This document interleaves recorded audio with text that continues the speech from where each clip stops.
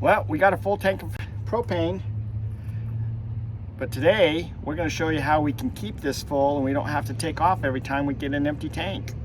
So hang around and we'll show you what we've just bought.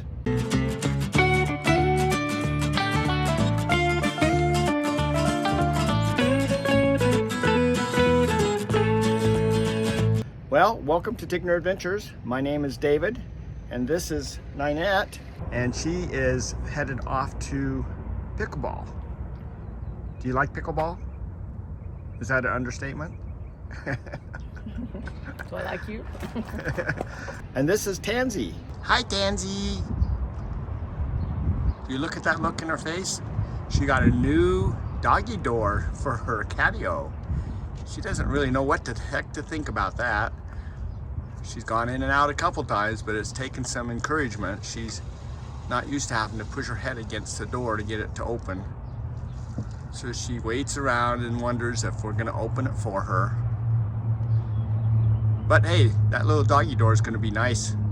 Help keep the any bugs out when we're traveling this summer, and also whatever cold air that comes in the morning is kind of nice. We live in this motorhome full time, and one of the issues we have, well, we're work camping right now, so we had to commit for this job to work camp. We had to commit to stay in Yuma for 6 months. And one of the issues that we run into is that we need to get our rig propane filled up, and they do have a service that comes around to fill that up, but they charge an extra $1 per gallon, and I used 28 gallons of taking that over today. And so you know, we want to do something different. So what I did was I had ordered this little adapter set, and so we're going to install that today. This is a propane brass T adapter kit, and I'm going to open up. I'm going to show you everything on it and everything, but what we're going to do is we're going to hook it up to our tank, and that way we can bypass the tank by just using the little portable propane bottles like you have on your barbecuer, or what other people use in their trailers, the next size up ones. And you know, if you look at, no, it's over here. If you look at this video, then it will kind of explain. I did this all on propane, was talking about propane and everything, and I said I needed this particular adapter, so I went ahead and ordered it. This particular one I got on Amazon for $70. It comes with hoses and everything. It actually looks like it will be a good kit, so I was pretty excited about that for the price, because just around here at the stores and things, they range pretty close to $100 to $125 for the same kit. And so I got this off of Amazon, so we'll check and see how well it is set up. So before I get started on this whole thing though, I did want to take a minute to just thank you guys for watching. Okay, I know you have other things that you can do and things like that, so thanks for watching. You might, I mean, if you can, please consider subscribing. We are up to 550 subscribers now. We really enjoy it. We have a lot of fun doing it, but we do have to pay for like our editing and things like that. So if we could get to the point where we do, you know, make a little bit, that would be great. I just enjoy interacting with people that we meet and things like that. But just, you know, thanks for watching anyway. That's all I want to say, because I know you can do other things. So anyway, we're going to get started on putting this little valve in. It's a pretty simple little job, and so I'll just show you how simple it is, and then you can decide if you want to do it. Okay, well, welcome to my workshop. This is where we're going to be doing all our work today. I actually have a few different tools. So I got some adjustable wrenches. I've got a adjustable pliers here. I always call these water pump pliers, adjustable pliers. To me, these are crescent wrenches. I don't know what everyone else calls them, but I've heard them called all kinds of weird things. But I've got a couple of those. I've got the actual kit here. So we're going to open this kit up, and we're going to see what it's got in it. So the main thing I liked about this kit, it came with all these hoses. So that's nice. I don't have to go out and buy these, because I was looking at the prices and they're pretty expensive too. So anyway, I'll just show you the two hoses. So this hose here goes into your actual, you know, propane bottle. And if you look right here, got my propane bottle full of propane that's ready to go. So that will screw into the propane bottle. This screws into the little T adapter. This will screw into the other part of the T adapter, and we've got this 12-foot hose that will actually reach out to wherever we have a little stove or whatever that takes that type of adapter. We do have a 1 burner little propane stove we set on a little table out here sometimes, and so we can just run that here, and we don't have to keep buying those stupid little green bottles of 1 pound bottles of propane. So, and then this is, of course, this is the main thing right here, and this is a brass T. Now they have different types of these. They'll have the ones that you see like on barbecuers, that there's a big one that turns on, you know, has the big threads on the outside. My setup isn't that way, so I specifically hunted this one out and found this one. Oh shoot, there we go. Okay, I got the cap off. All right, so this one will go into my existing bottle. If you look here, this is my actual propane tank. I've got my on and off right here. I've got this little plastic thing here. We're gonna go ahead and take this off. This is my regulator, and it screws into here. And so what we're gonna do, we're gonna unscrew this one. And so I got the same kind right here that matches this. So this will screw in there, and then this one will screw into here, and that will sit just like that. And then this is where, you know, the 12-foot hose will go, but this little hose that goes into the propane tank will go into this little connector right here, and that way I can, you know, push whatever pressure I'm putting in all goes through this one regulator right here. These different screw-on pieces here, got a little bit of plastic on that one, but anyway, there's 2 different types of threads when we're talking about propane. So if you look at your little gas fireplaces you buy, things like that, they have a big old knob on them, and they're a righty-tighty, just like most things are, okay?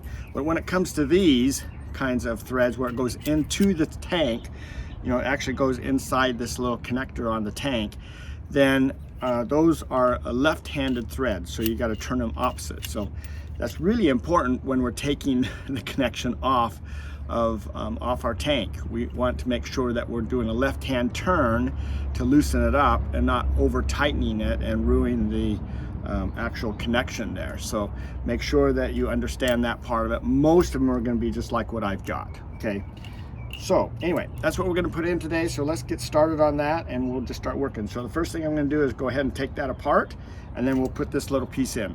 Pretty simple little job, and so we'll go ahead and do that. Oh, one thing I forgot to mention is you need to make sure and turn off your gas appliances within your rig. That's all turned off. So those are all turned off inside. Now I can go ahead and turn the tank off and get started on swapping the parts out. But before I start, I wanted to actually point out that they do give us an instruction sheet here, and it looks pretty intact as far as, you know, how to actually do this, and kind of gives you the idea and how simple it actually is. So anyway, now everything's off, we can get started. All right, so I'm going to use my big adjustable wrench here, just because this is so big, and I'm going to go ahead and remember lefty loosey. So pretty simple. Not very difficult. I'm just going to undo that.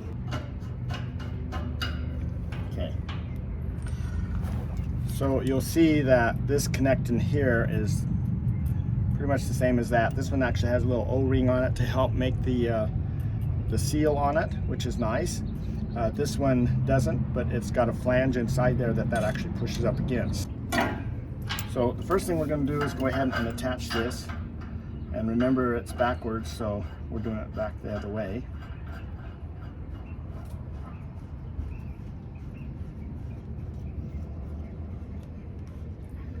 All right. We're going to snug that up with our wrench here.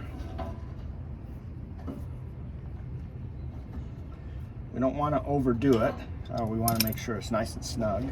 So this is in nice and tight, and I have got this all prepared. I'm actually using some Teflon tape on this just to help make that seal a little bit better. I have had a little bit of issues with that sealing before, so you can see I've used some back there and I've used some here. This isn't standard plumbing tape. The ones that you get that are white, this is yellow. It's actually meant for gas, and so just be aware of that. You want to, if in the gas situation, use this one that's meant for gas. So I carry that with me all the time. And then I also have my trusty little bottle of soapy water to check for leaks. So then I'm going ahead and just put this in here. Now, it's important to have your regulator in the same position that when you took it out. Now, this is a new regulator that I put in because I was having issues where the old one wouldn't keep the pressure correct. So I have replaced this one before, and it is supposed to be oriented down so that any gas gets shot out that way if it has more than it needs. And so I'm going to go ahead and tighten this. I got to think about it for a second. So yeah, lefty loosey, righty tighty. It's always opposite of that. So tighten this back up around here. Okay. So all right.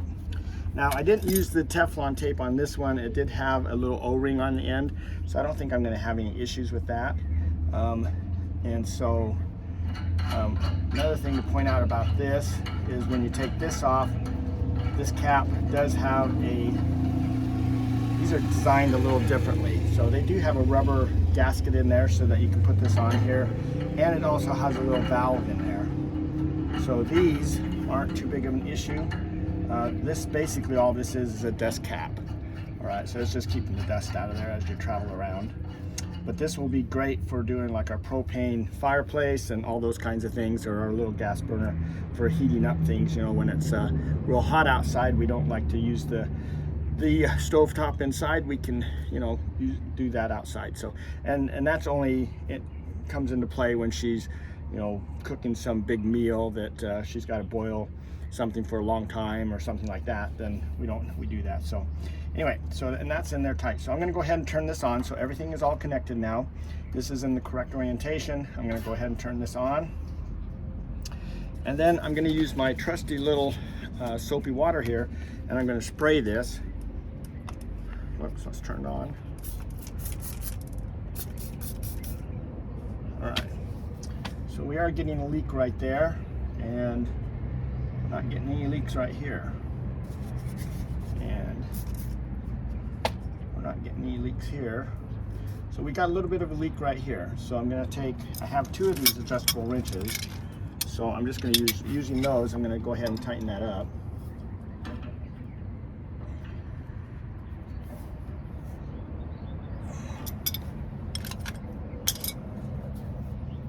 So let's try spraying it again.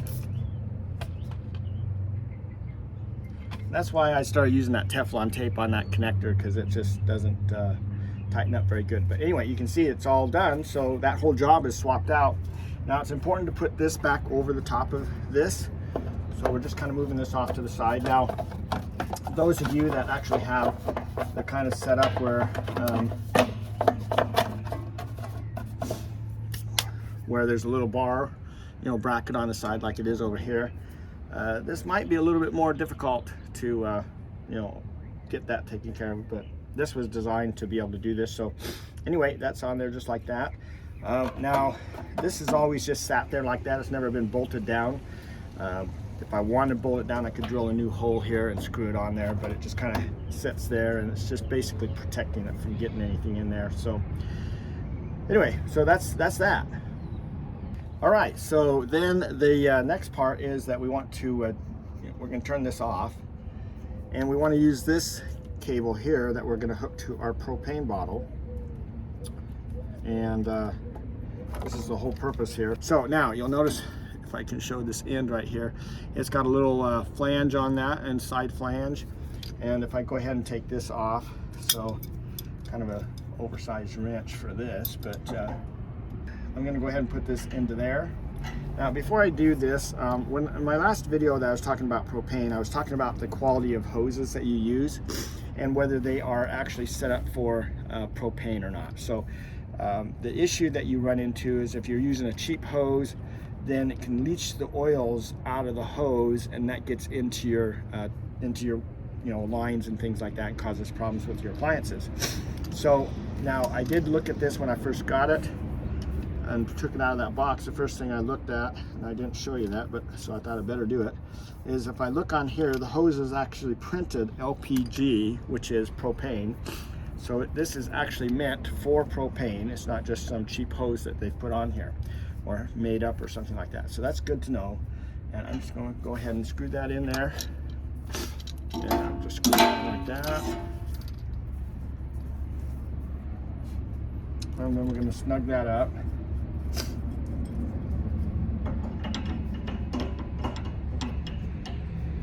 I know, nothing like using an oversized tool for a simple little job. So anyway, I'm going to go ahead and take this out here. I'm going to put this into my tank. So pull that off, and this has a little gasket around here too that makes it real nice. But this goes on the inside, so it's the same thing. It's a lefty-loosey, or lefty-tighty, I should say. So I'm just going to put that on there like that.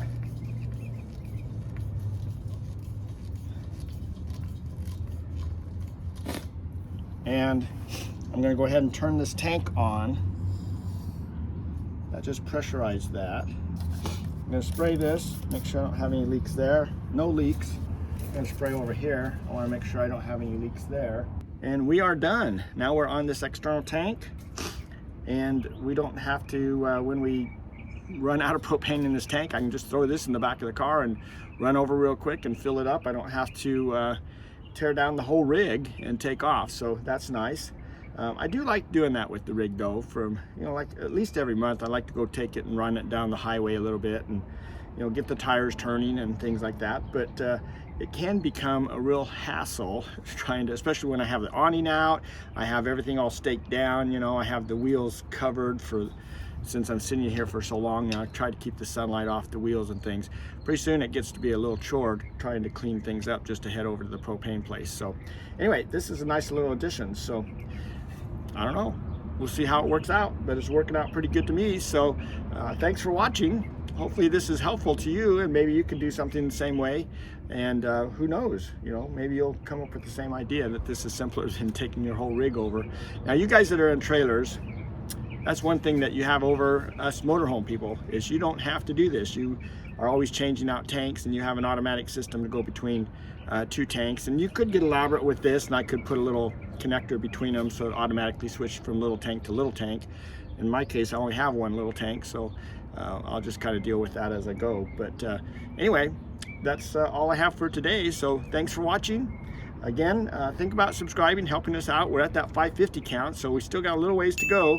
We are getting darn close to being able to hit that number that YouTube wants you to be at, unfortunately. And I don't really like playing the games, but that's what life's all about. So is trying to figure out how to play those games. So anyway, thanks for watching, and we'll just see you down the road somewhere. And if not, then maybe we'll see you on our next video. So take care.